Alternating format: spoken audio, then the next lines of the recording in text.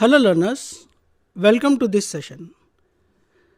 This session is for students who had taken the admission to BSc Applied Science of SOET, course code is BEY 020, and BCA students of SOCIS, course code is BCS 111 or BCS 011 for the old students. So in this session, let us discuss the output devices. In the earlier session, we have seen the role of the input devices of a computer system. So in this session, let us concentrate on the output devices. So the primary objectives for this session is we will define the output devices, explain the functions of various output devices, explore some use cases and latest advancements, and how to connect the input-output devices. So that is the basic agenda for this particular session. So we'll just see what are output devices. So through the input devices, we are feeding in the data to the computer system for making necessary processing by the CPU. Through the output devices, which are hardware components once again, wherein which you can see, you can feel, and these are meant for displaying the processed data by the processor onto the monitor or else in the form of a report onto the printer. So actually they convert data from the computer into a form that humans can understand, such as it may consist of some text components, graphics, images, sounds or video. Some of the common examples for these output devices are the monitors, the printers, speakers, headsets, projectors, etc. In this session, let us concentrate on types of output devices one by one.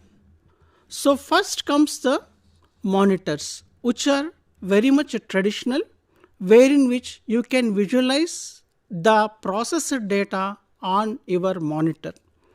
So this particular kind of output is very traditional, and whenever the computer was invented, from that time onwards, this is the normal device wherein which the user used to watch the output.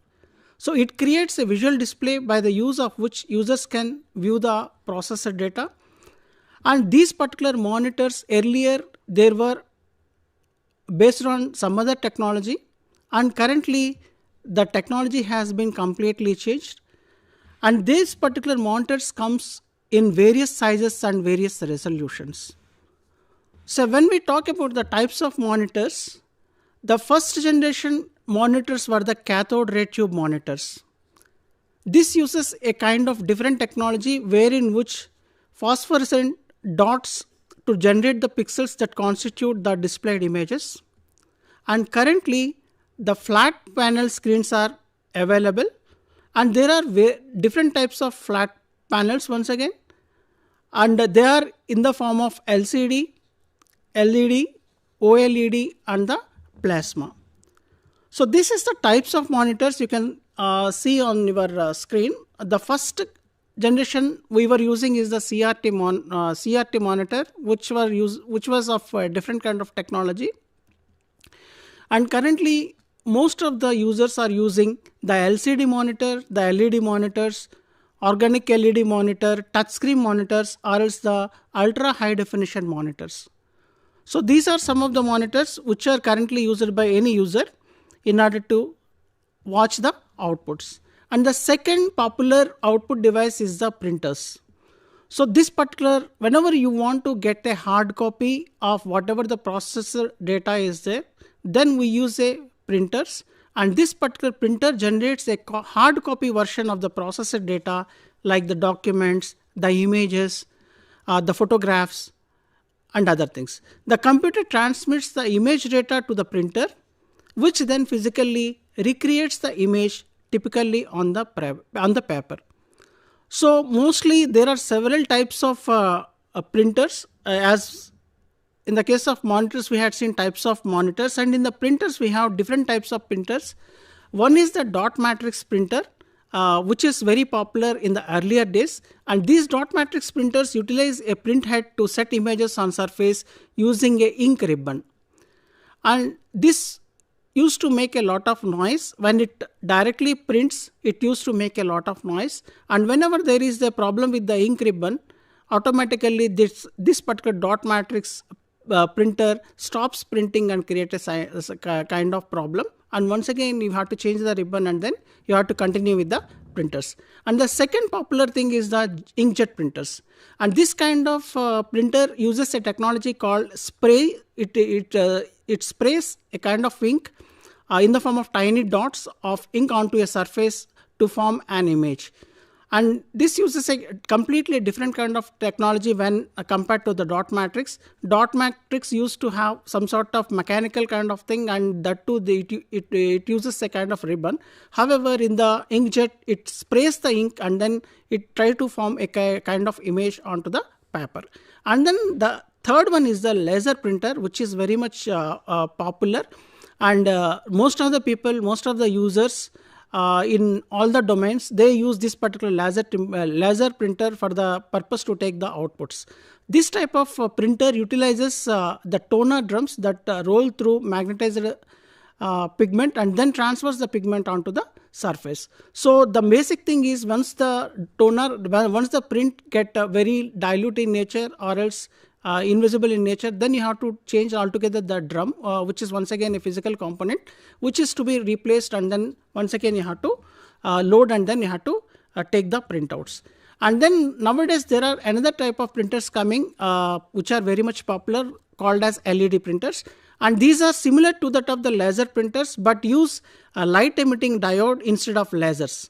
So this is a kind of technique wherein which it replaced the laser thing is replaced by the light emitting diode, and it just works just like a like the laser printers. Of course, they are energy efficient and then cost effective.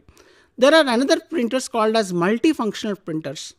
So these particular multifunctional printers may be coming with the help of LED technology, or else they may come in the form of a laser technology. However, along with the printer, a scanner is also attached, or else a faxing thing is also attached. A copier is also been attached along with the printer. Here, the basic focus is that it is only one device is having multi functions on it, and then you can use it as a printer when it is been connected to the machine. You can use it as a scanner, or else you can use it as a fax machine also. The same functions are inbuilt in one particular device, and most of the companies nowadays are preferring the multifunction printers as the output devices in their companies.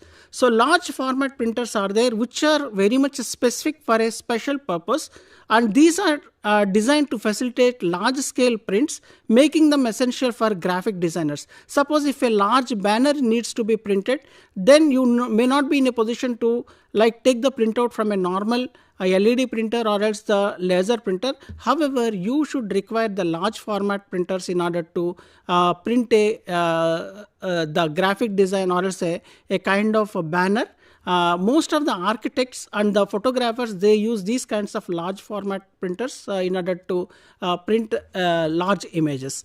And then 3D printers are also available, which add on to a new kind of addition to the market. And these 3D printers turn digital designs. Suppose if a design is being inbuilt, a 3D modeling is being done using the computer, in order to take the physical print of that particular digital design, the 3D model of that particular design, the 3D printer is being used, and you'll get the physical object in whatever the shape in whatever the size that you had opted for. That particular size is being constructed and is being delivered in the form of a physical object. So you can see on the slide, on one side we had placed the inkjet printers, laser printer, then photo printer, 3D printers. In this way, the 3D printer, you can see a stack is been given, the output is been given in the form of a stack, and a physical stack, a small object of the physical stack is been created. Multifunctional printer is that the printer, what we talked about, like it consists of several functions. The same device can be used as the scanner, copier, fax machine, and then as the printer.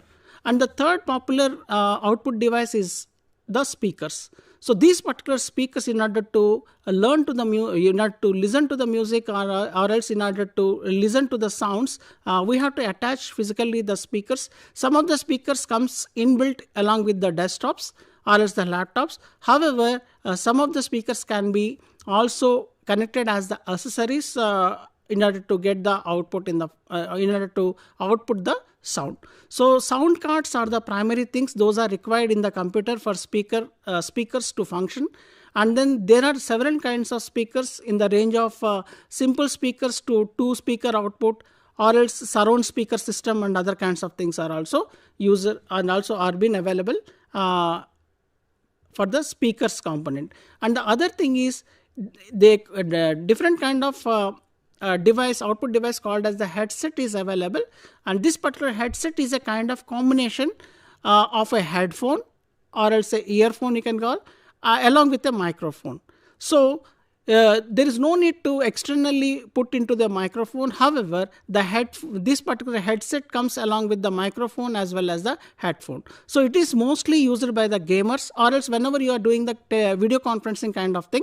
Obviously, you can listen to this particular voice of the other persons, as well as you can speak through that particular mic. You can see the external mic is always connected over there.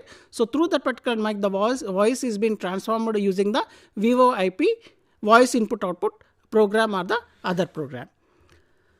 And then whenever you wish to see the device output, whatever that is being displayed onto the monitor against a wall, then you require a kind of projector. And this particular projector is being connected to the system like a desktop or else a laptop. And this is a kind of display device that projects a computer created image onto another surface. Maybe it is a kind of whiteboard or else a blank wall, white wall, wherein which you can watch and you can listen to the voice using the speakers. So this particular projector transmits the image data to its video card, and then which then sends the video image onto the projector. So the computer transmits the image data to its video card, which then resends the video image to the projector. So this particular projector is very much useful whenever the presentations are going on in a MNC, or else whenever the presentations are going on for the students, this particular device works well when it is connected to the computer system.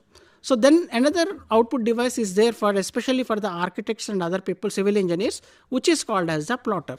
A plotter is a computer output device used to produce high quality, large scale graphics and drawings.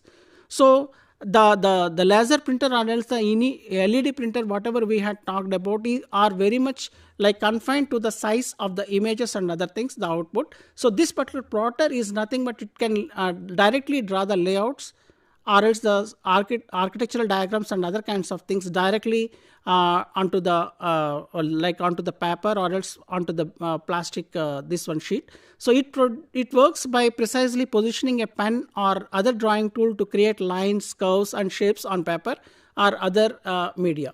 So this particular drawings or else the large banners or else the architectural diagrams or else the building layouts, all these things, whenever you require them in the form of an output or else a print format, the plotters are being used by the civil engineers or the architecturals. So let us focus on to the connection of these devices. So we had talked much about the input devices in the earlier session, and we had focused on some of the popular output devices also. Let us see how these can be connected to the computer system. So connecting I/O devices to a computer can be done in several ways. One is like through the wired connections, wherein which you can see the wired mouses or else wired keyboards to the desktops and other kinds of things. And there are certain connections wherein which you can directly connect them through wireless means. And there are certain specialized interfaces or mechanisms also. One by one we will see how these are being connected. Coming to the wired connections, these involve physical cables connecting the I/O devices to the computers. So one such format is the USB. One such method is called as the USB connection. This is most common kind of thing, wherein which mostly nowadays the keyboards, the scanners, game controllers, printers, monitors, label printers and other kinds of things are being directly connected through this particular USB port. And these are just a plug and play. No need of doing hardcore engineering or something like that. Just you plug it and then try to play with the things. But we will see what other programs are required in the due course of time. So plug and play is the functionality in modern operating systems. They come along, the modern operating systems come along with some sort of device drivers. So those device drivers obviously help in order to interact that particular component, whatever that is being connected to the USB port. So there is another kind of port. Earlier we used to have that, those are the PS2 ports. So this is a kind of older interface where mostly you can see that kind of pin diagram, or else a kind of pin kind of connector called as the PS2 port, wherein which the color code is obviously helpful for us, and purple is meant for the keyboard connection, and the green connector is meant for the mouse connection. So this particular color code is obviously onto the pins, as well as behind the desktop also you used to find this kind of color coded scheme. So this particular keyboard, whenever you want to connect the keyboard to the system, obviously you have to follow the color code, like the purple code meant for the keyboard, and then the green thing meant for the mouse. So some of the legacy systems, if you find some of the old systems in your offices or else in your labs, these particular legacy systems use the PS2 ports. Nowadays, those particular ports are being replaced with the USB ports, which are just plug and play. And then there are some sort of specialized interfaces are there, what we call them as the PCI or PCIe cards. So these are used for internal expansion devices like video capture cards or specialized input systems. You can see on the right side, I had given one particular diagram, a blue kind of wire connecting just like an internal expansion. So the internal expansion devices are being connected using the PCI card or else PCIe cards. And then nowadays we are coming, everything is been like the TV or else the monitoring, the computer kind of thing are consisting of a different kind of display port called as the HDMI for the touchscreen monitors. So some touchscreen monitors send input data back over USB, but may use HDMI or else a DP for the display. You can see the middle thing here, I had pointed out, the finger wherever that is been pointed towards is the HDMI port. It just looks similar to that of the USB port. However, it is a different kind of port wherein which the touchscreen monitors send input back over USB. Then there is another kind of connection mechanism called as the Thunderbolt mechanism. So these are high-speed ports that can carry data, video and power, and these are used for advanced input systems like professional video equipment or docking stations with multiple input devices. So you can see there are several versions of Thunderbolt connections appeared right from 2010 onwards, and this is first version Thunderbolt 1 which was like introduced into the market in 2010, and then the second version is in 2013. Likewise in 2020 the Extreme serial number 4 is the currently available Thunderbolt kind of wired thing which is used for the data, video and other kinds of power cord. There are other ports called as the serial ports RS-232.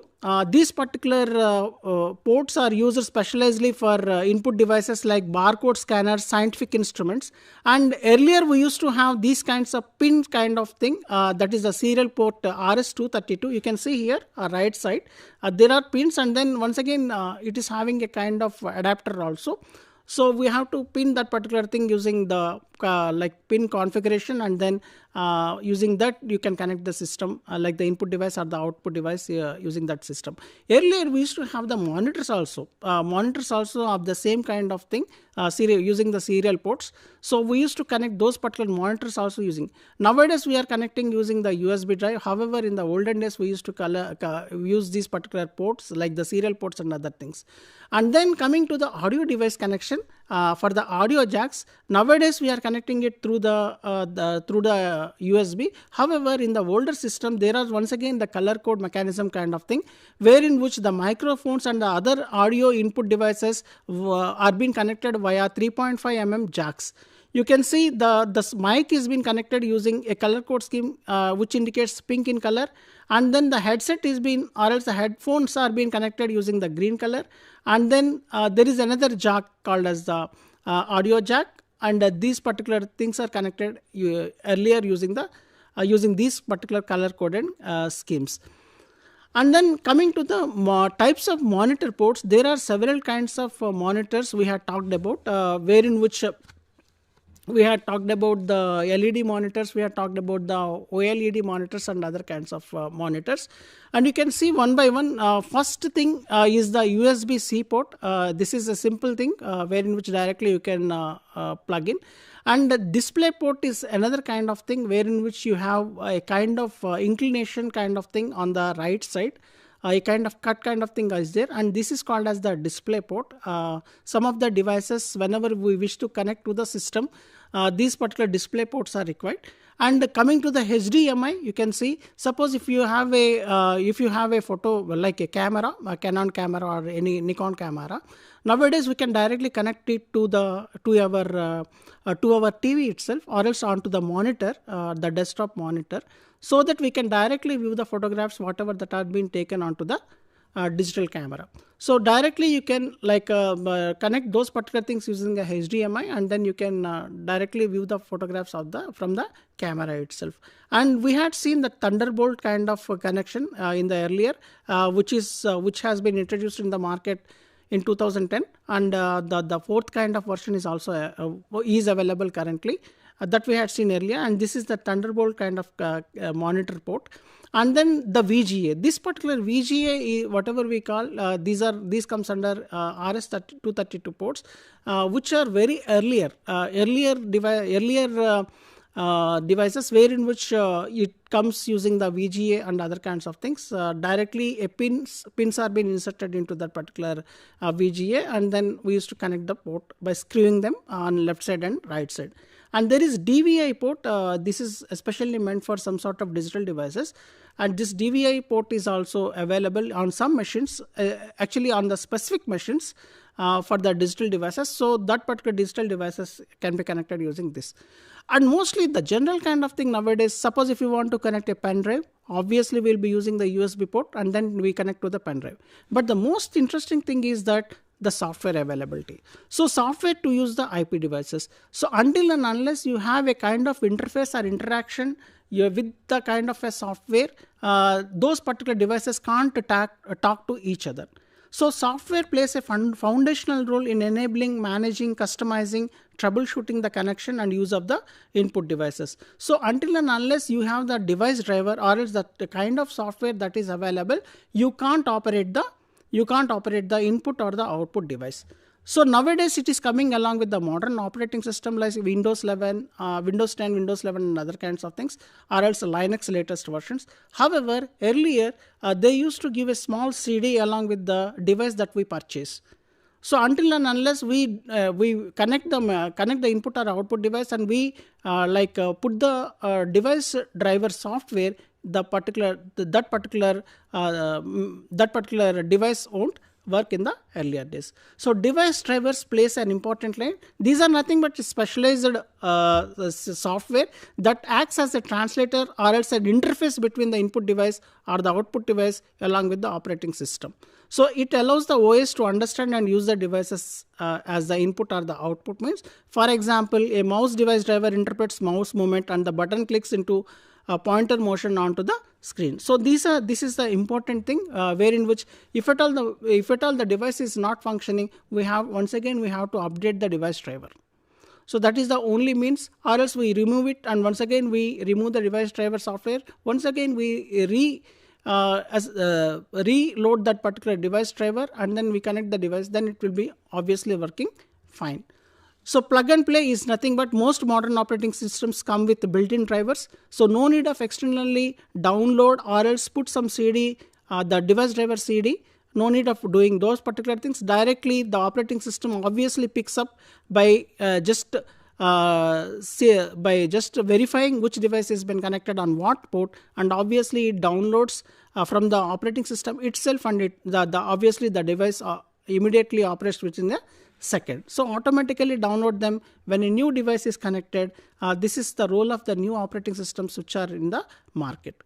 Then there are certain middlewares or else the APIs in some sort of complex systems like the game development, virtual reality, augmented reality. Some sort of APIs like application program interfaces are required.